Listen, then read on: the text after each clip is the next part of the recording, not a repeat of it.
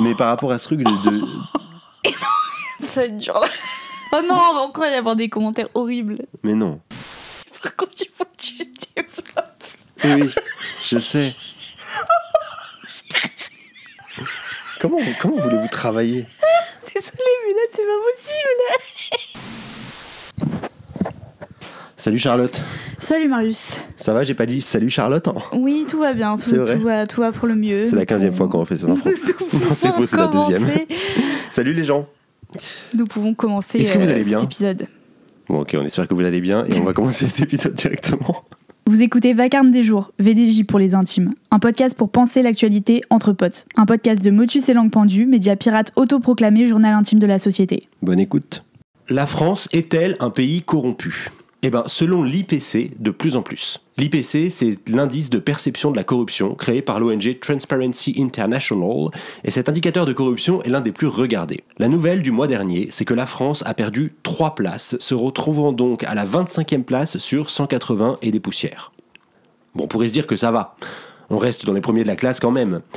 Sauf que vous avez vu la gueule du monde ? Je veux dire... Déjà que les éléments de comparaison sont pas ouf, alors si on arrive à être derrière tant de monde malgré la sauce globale actuelle, c'est qu'on doit pas être très bon non plus, quoi. Alors pour vérifier ça, j'ai regardé ce qu'on avait dans les tiroirs ces derniers mois en termes de corruption. Par exemple, un Premier ministre accusé d'avoir couvert des faits de violence sexuelle dans une institution de sa région pendant des années, ça me paraît pas mal pour commencer. Parce que la corruption, c'est assez large. En gros, il y a corruption quand une personnalité utilise sa position de pouvoir, qui vient donc de son poste par exemple, pour servir des intérêts privés. Dans l'affaire dite Betaram, on a un François Bayrou qui a donc couvert une institution à plusieurs reprises le long de sa vie politique, alors qu'il a été averti plusieurs fois de violences sexuelles et de violences tout court dans cette même institution. Il a par exemple accordé d'énormes subventions à l'établissement quand il était président de région, refusé d'accorder de l'importance au dossier à une époque où on a la preuve qu'il avait déjà été averti, et surtout, malgré tout ça, il a dit cette année à l'Assemblée n'avoir jamais été averti de quelque violence que ce soit. Je vais pas vous recracher tout le dossier de Mediapart, mais allez le voir pour celles et ceux qui veulent des sources sérieuses et pas juste des accusations de gauchistes en colère. Bon, en termes de corruption, ça se pose là, certes. Mais en vrai, c'est juste une personne. Je veux dire, ça fait un peu grimper l'indice, mais si on traite bien le cas, on pourrait limiter les dégâts. Je sais pas, moi, par exemple, Cahuzac, qui était quand même le ministre de la lutte contre la fraude fiscale, il y a quelques années, on lui a dit « T'as des comptes en Suisse, non ?»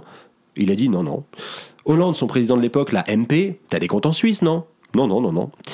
Ça parlait derrière son dos, alors il a fini par aller devant l'Assemblée nationale et dire « Coucou les gens, j'ai pas de compte en Suisse, lâchez-moi la grappe, s'il vous plaît. » Sauf que quelques jours plus tard, Mediapart, encore eux, débarque. Et les gens, il a un compte en Suisse là, votre ministre qui est censé lutter contre la fraude fiscale. Dommage pour GG. Il a menti devant l'Assemblée, il s'est fait choper, démission, ciao. Démission, ciao, on limite les dégâts.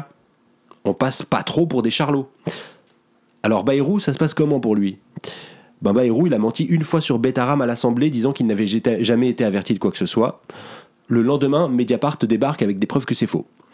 Alors, François retourne se défendre devant l'Assemblée avec de nouveaux éléments de langage. Un peu plus tard, hop, retour de Mediapart. Ça aussi c'est faux, et voilà pourquoi.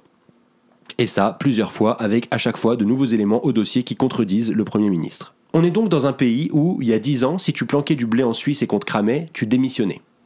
Aujourd'hui, tu couvres des pédophiles pendant des années et tu peux rester Premier ministre malgré tout. C'est que 3 places qu'on a perdues ? Mais je voulais parler d'autre chose aussi. Il n'y a pas longtemps, Richard Ferrand a été proposé par Manu Max comme président du Conseil constitutionnel. Le Conseil constitutionnel, c'est les vieux qui, je cite, se prononcent sur la conformité à la Constitution des lois et de certains règlements dont il est saisi. Il veille à la régularité des élections nationales et des référendums. Donc dedans, il y a les anciens présidents et 9 membres désignés par les présidences de l'Assemblée, du Sénat et de la République, qui en nomment 3 chacun. Le président de ce conseil est proposé par le président de la République parmi les membres, et l'Assemblée et le Sénat disent ensuite si ça leur va ou non. Il leur faut 3/5 des voix contre pour bloquer la nomination si c'est pas ok pour eux. Désolé pour la politique institutionnelle insupportable, on est bientôt au bout. Ce qu'il faut comprendre avec ce Conseil constitutionnel, c'est qu'il peut être très important dans des circonstances spécifiques. Dernièrement, c'est eux qui avaient censuré pas mal d'articles de la loi immigration voulue par Darmanin par exemple. En fait, c'est parfois le dernier rempart quand le gouvernement abuse un peu trop. Il veille à ce que nos lois soient conformes à la Constitution, on ne peut pas être plus clair. La tradition, c'est donc d'y nommer des politiciens et des politiciennes pas hyper impliqués dans la vie politique actuelle, histoire d'éviter les collusions. Du coup, Richard Ferrand, on y vient, qui est un grand pote de Macron et un macroniste de la première heure, c'est un peu suspect de vouloir le nommer président comme ça. Ça n'a même jamais été fait qu'un président de la République nomme un type à ce point proche de lui, tout en étant encore très impliqué dans la vie politique. On s'attendait donc à ce que la nomination soit bloquée au vote. Et ça n'a pas loupé, la plupart des partis ont voté contre, même les Républicains qui aiment pourtant souvent bien roleplay la serpillière de Macron. La plupart des partis, sauf que le RN s'est abstenu. Résultat, Richard Ferrand a été nommé à 1 voix près, c'est du jamais vu. Alors on est pas mal à s'être dit quand même, c'est marrant que le RN fasse cette faveur à Macron et ses potes. Du coup on a regardé les prochains dossiers sur la table du Conseil constitutionnel. Et, oh surprise, le 18 mars, le Conseil doit se prononcer sur l'application immédiate de la peine d'inéligibilité. Je l'ai bien dit. La peine d'inéligibilité. Peine qui pend au nez de Marine Le Pen. On en parlait dans 7 épisodes. 7 épisodes. Je sais pas. Bref, c'est un peu gros comme une maison cette histoire. Je ne fais aucune accusation, et je ne voudrais surtout pas diffamer, mais s'il s'avérait qu'une forme de deal existait entre Ferrand et Le Pen, donnant un peu plus de pouvoir au gouvernement en échange d'une décision qui arrangerait Marine dans son procès, on serait vraiment pas mal non plus niveau corruption. Heureusement, ce n'est qu'une théorie, et on prie tous pour que l'horrible Mediapart ne débarque pas avec des preuves une fois de plus. Bonjour. Ça va ? Est-ce que j'ai bien dit inéligibilité ? Parce qu'en fait, la dernière fois que j'ai fait un truc sur Marine Le Pen, il y a un commentaire, peut-être qu'on pourra le mettre aussi ici là, pour afficher la personne, mais en floutant son nom, qui avait dit un truc hyper passif-agressif, genre au fait, on ne peut pas dire inéligibilité, c'est inéligibilité, c'est une petite torture à prononcer, mais c'est pas mal de s'entraîner à prononcer des mots quand on est podcasteur. Non, point d'interrogation. C'est vrai. Oui, j'ai eu ce commentaire. Oui. Et du coup, j'étais, bah non, là je l'ai paraphrasé, après les gens ils vont voir que c'est pas exactement ça, mais il y avait vraiment le petit nom, point d'interrogation, passif-agressif. Genre il y avait le c'est pas mal de s'entraîner à prononcer. Oui. Ce serait pas mal de s'entraîner à prononcer les mots. Non, mais vous êtes des fous.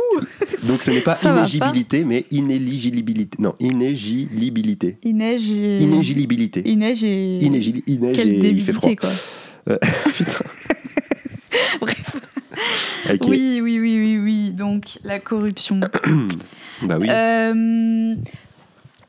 Moi j'ai un peu que des questions d'avocat du diable. Ah vas-y, pose-moi tes questions, je suis professionnel maintenant. Gros, en fait, je trouve qu'il y a quand même... Enfin, là où on voudrait regrouper... Je comprends le move, mais là où on voudrait regrouper différents faits de corruption, je trouve que on mélange un peu les serviettes et les torchons. C'est ça J'étais là, les... C'est ça l'expression. Les torchons et les serviettes, mais oui. Les torchons et les serviettes. Et ben, parce que, par exemple, je trouve que... alors, peut-être que c'est que moi, mais dans ma tête, ce dont est accusé Bayrou, c'est quand même pas la même chose que ce dont est accusé Cahuzac. Ah, c'est pas mal aussi à dire ça, accusé Cahuzac. Parce que il y a un truc de... C'est toi directement qui est le criminel, tu vois ce que je veux dire ? Genre en mode, pour Cahuzac, Cahuzac, c'est lui qui a planqué son compte en Suisse, tu vois. C'est lui qui a fait de la fraude fiscale. Alors que Bayrou, c'est pas lui qui est acteur de ce truc-là directement. Bien sûr. Non mais en vrai, ce truc de la corruption... Pardon, c'est aussi un peu un prétexte pour moi pour parler des affaires récentes qu'il y a eu au gouvernement et tout. Et parce que en vrai de fait, c'est vrai que la corruption, en fait, peut-être le titre de l'épisode il est légèrement mensonger parce que c'est au-delà de la, enfin c'est la corruption mais presque au sens philosophique que au sens vraiment d'échange monétaire. Mais c'est vrai, c'est des corrompus quoi. Enfin tu vois, des gens qui font des deals avec le Rassemblement national pour grappiller un peu de pouvoir au Conseil constitutionnel, des gens qui couvrent des institutions avec de la pédophilie dedans parce que ça ferait pas propre sur leur région, qu'ils sont catholiques et qui mettent leurs gosses dedans. Enfin, tu vois, genre, c'est des gens dont l'âme est corrompue, tu vois, c'est pas juste des échanges d'argent. Et après, je suis d'accord avec toi sur la distinction Cahuzac-Bayrou, mais en même temps, Bayrou, c'est quand même quelqu'un qui était un responsable politique, qui a eu conscience, qui a eu connaissance, dont on a tenté de l'avertir plusieurs fois et tout, de faits de violence sur des enfants, de violences sexuelles sur des enfants. Et donc, même si c'est pas lui directement le criminel, bah, en vrai, finalement, les implications de ce qu'il a fait, ou plutôt de ce qu'il a pas fait, c'est-à-dire ce qu'il a pas dit, ce qu'il n'a pas pris en charge comme dossier, bah, elles sont pires pour des gens que celles de Cahuzac, tu vois, quelque part. Enfin, c'est des enfants qui se sont fait violer pendant des années, tu vois. Enfin, oui, non, mais ça, je suis d'accord, évidemment, mais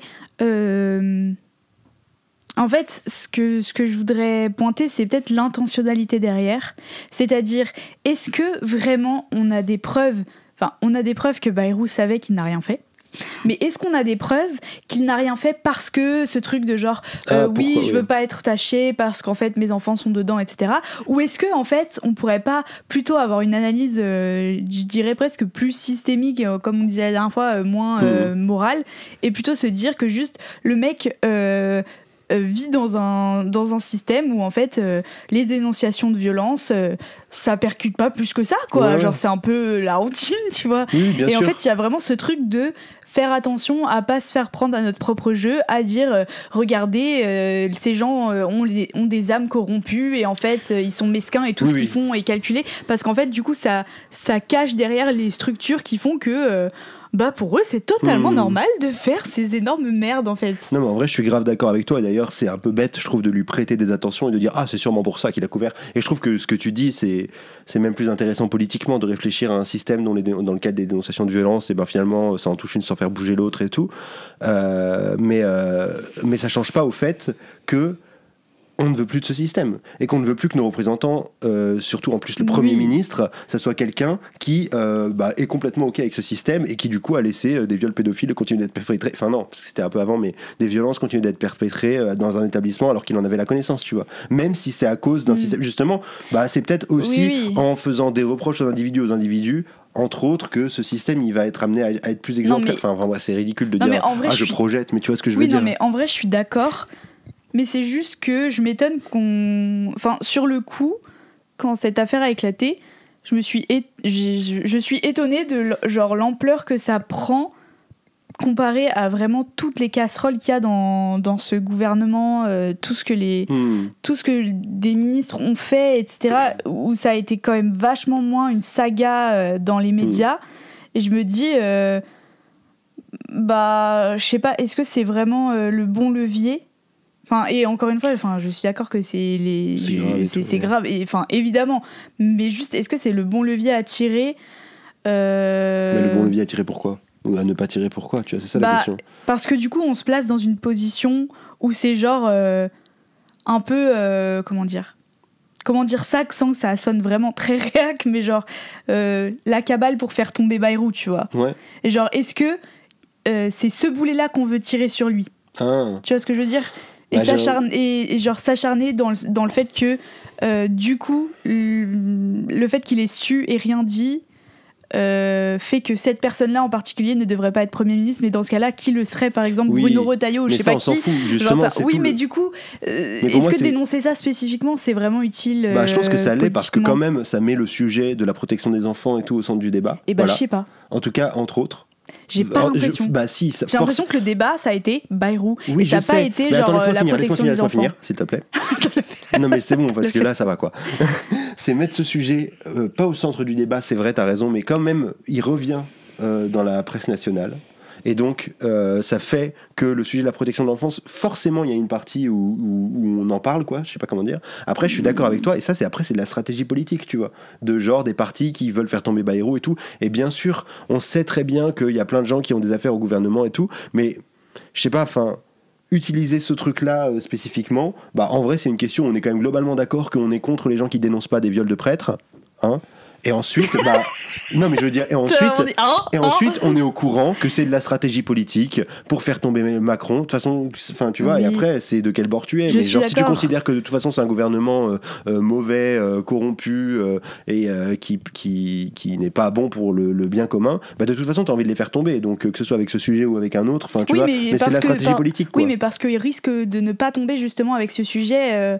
Alors qu'il serait peut-être tombé avec un autre. Mais avec quel autre, tu vois. Non, mais pas forcément Bayrou, mais d'autres personnes de ce gouvernement. Ouais, mais je pense que les gens qui travaillent à renverser le gouvernement et tout, je veux dire politiquement par les institutions, ils réfléchissent à ces questions-là, ils prennent les outils qui leur semblent les plus pertinents, tu vois. Oui, ils vont pas juste sauter sur un truc. Oui, mais là en l'occurrence, c'est pas de ça dont il était question. Là, c'est genre des journalistes qui ont juste fait leur travail en révélant ce qu'ils avaient trouvé, et ce qui est, en fait, l'information c'est un droit, quoi. Genre c'est normal que ça soit révélé.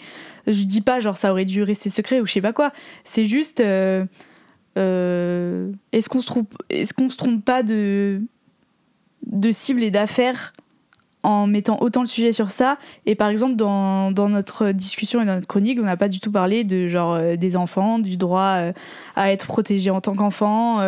Enfin, tu vois. Parce que c'est pas le sujet. Oui, voilà. Donc en fait, le sujet, c'est Bayrou et quelle casserole il a au cul. Le sujet, là, c'est la corruption, le sujet de notre chronique. Enfin, oui, je suis d'accord. Mais à la base, on s'est dit, il faudrait parler de Betaram aussi.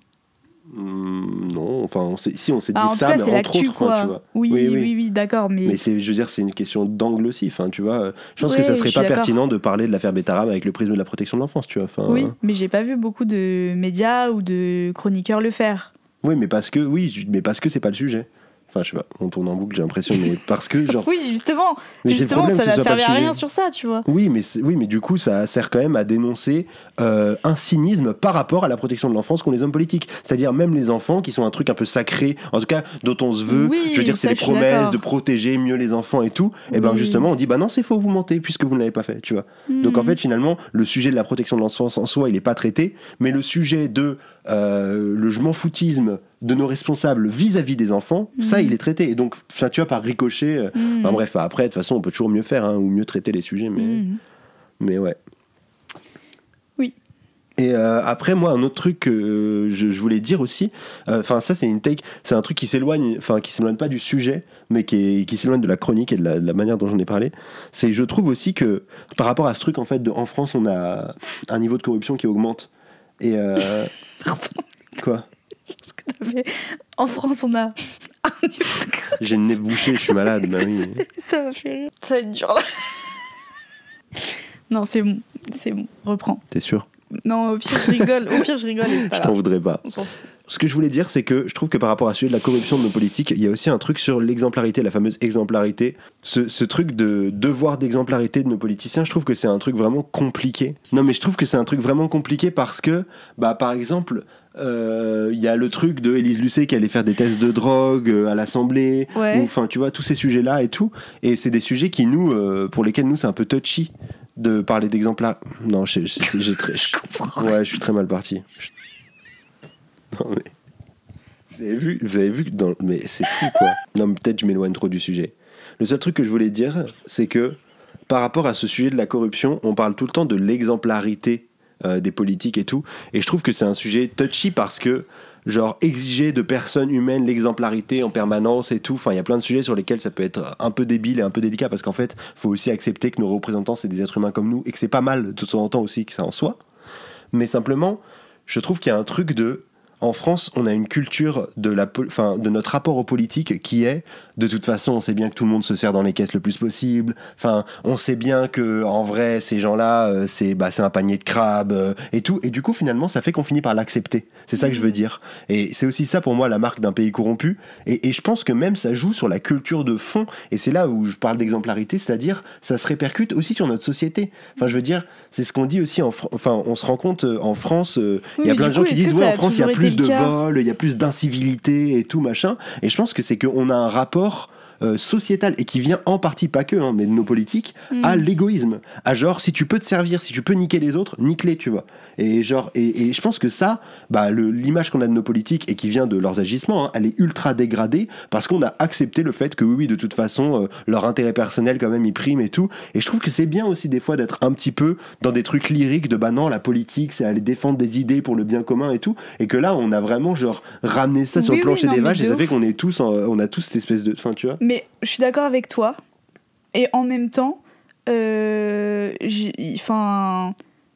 que ça a vraiment eu un impact, est-ce que ça a vraiment changé, parce que j'ai l'impression que même quand tu lis des romans historiques etc, les gens ont toujours été les gens de pouvoir, c'est des gens corrompus, c'est des gens bien sûr, du coup est-ce que c'est aussi cette culture de fond là qui a fait que c'est de plus en plus tolérable, moi, je pense. toléré, et même on en parle quand même de moins en moins quoi. Enfin le truc de Richard Ferrand, le truc de Bayrou et tout, encore on en a entendu parler parce qu'il y a eu ces trucs dans les médias et tout qui étaient un peu justement une saga et tout.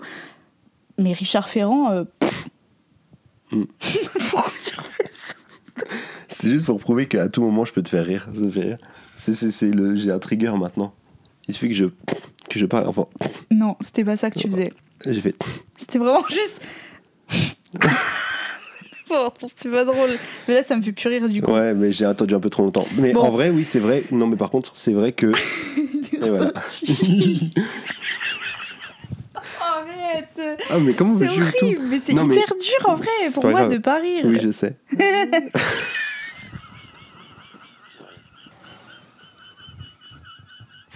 Ah, mais tu sais qu'en plus, là, finalement, on a parlé 5 minutes en tout. Hein. Ça va être un mini. C'est horrible. Putain, mais nous laissez plus jamais tourner d'épisodes tout seul. Mais juste pour finir sur ce truc de Richard Ferrand, c'est vrai qu'on en a. Enfin, c'est typiquement le genre de sujet qu'on ne voit pas dans les médias de masse. Et là, il y a Mediapart, on pourra vous mettre aussi un petit screen de l'article, qui ont dit qu'il y avait de forts soupçons, effectivement, de corruption et de collusion. De collusion. T'as vu, je mélange les. De collusion entre Le Pen et les macronistes. Non, mais c'est insupportable, genre. Non. Il y avait des soupçons de corruption. Arrêtez Matronix. Je disais, le truc de Richard Ferrand, c'est la PLS. Hein. Non, mais t'as raison que le truc de Richard Ferrand, c'est typiquement le genre de truc qu'on voit pas du tout dans les médias de masse. Et que, donc là, il y a Mediapart, effectivement, on pourra vous mettre aussi la petite screen de l'article, qui a sorti un truc en disant qu'il y avait de forts soupçons de collusion et d'un deal entre le RN et les macronistes et tout. Mais par contre. Enfin, c'est ce que je veux dire. Je me perds moi-même du coup maintenant. Je reviens aux médias de masse, après avoir dit que Mediapart l'avait fait quand même, pour que vous le sachiez. Dans les médias nationaux et tout, c'est des sujets dont on se saisissait plus, en fait, à certains moments.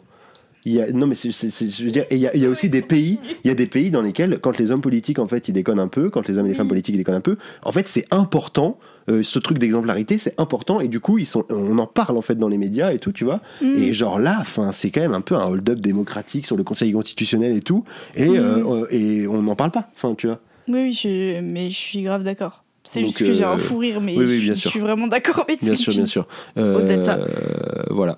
Et je sais pas si dans l'IPC, il y a aussi le point auquel les médias sont partisans ou non dans la corruption. Je crois pas en fait que ça compte. Bah si, je sais pas. Ah non, c'est pas dans l'IPC, mais c'est les trucs de la santé démocratique. Santé démocratique, ouais, c'est ça. Et là, pour le coup, on est à la bourre aussi. Enfin, ouais, aussi, notamment ouais. même que ce soit sur le droit des journalistes ou sur les journalistes qui existent dans les espaces majoritaires. Enfin bref. Voilà. Et je vous propose de conclure cet épisode avec une petite liste non exhaustive de tout ce qui a mené à cette perte de points. Donc l'affaire des attachés parlementaires du Rassemblement National, l'affaire Big Malion, les ministres mis en examen, les ministres qui remettent en question la règle du non-cumul des mandats, parce que ça avait été une promesse de Macron, Ah non, c'est la remise en question de la règle du non-cumul des mandats. La remise en question de cette règle, voilà, qui fait partie de trucs de la corruption. Il y a aussi le scandale Nestlé Waters qui révèle des pratiques corruptives aux conséquences sanitaires et environnementales. Au pire, on les met dans la description. Ouais. L'attribution de crédits budgétaires ou d'aides sectorielles à des entreprises de manière corrompue. L'affaire des cabinets de conseil et des lobbies. Mais non, mais on n'est pas obligé de faire toute la liste là. Oui, non, mais c'est bon, pardon, je sais pas. Je suis perdu là. Qu'est-ce qu'il fait ? Bon, allez, on dit au revoir. On dit au revoir, il est temps. Voilà. Casimir, vraiment. Non, mais. Bon, on passe à la conclusion. Les prochains épisodes. Non, c'est ça, on dira en outro. Ouais. C'est l'outro de cet épisode de Fou Rire. Je sais pas du tout ce qui aura été gardé au montage. Une chose est sûre, on s'est très très très fort marré. On se retrouve la semaine prochaine pour la version intégrale de tous ces épisodes où on se fend la poire comme never. Et vous pouvez adhérer à notre média si ça vous plaît de vous fendre la poire avec nous. Ou même si ça vous plaît de juste nous regarder, nous fendre la poire, etc. Et donc voilà.